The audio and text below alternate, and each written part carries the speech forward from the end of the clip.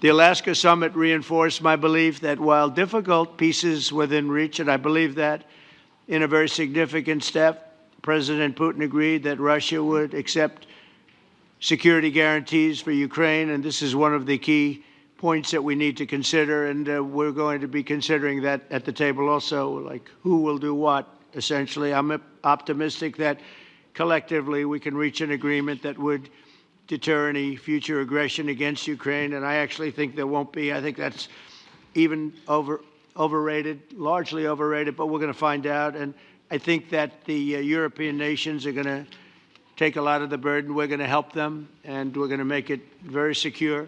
We also need to discuss the possible exchanges of territory, taking into consideration the current line of contact. That means the war zone, the war lines that are pretty obvious, very sad, actually, to look at them.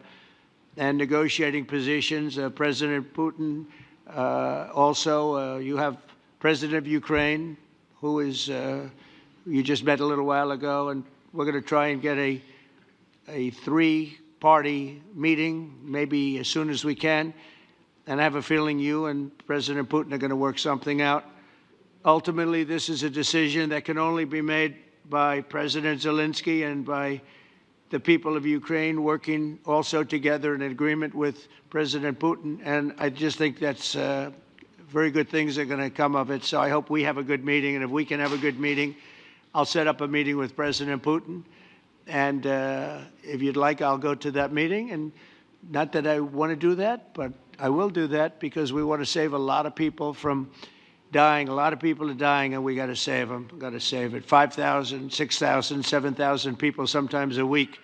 All of us would obviously prefer an immediate ceasefire while we work on a lasting peace, and maybe something like that could happen. As of this moment, it's not happening, but President Zelensky and President Putin can talk a little bit more about that. You know, in the 6 or so wars that we stopped, we haven't had a ceasefire.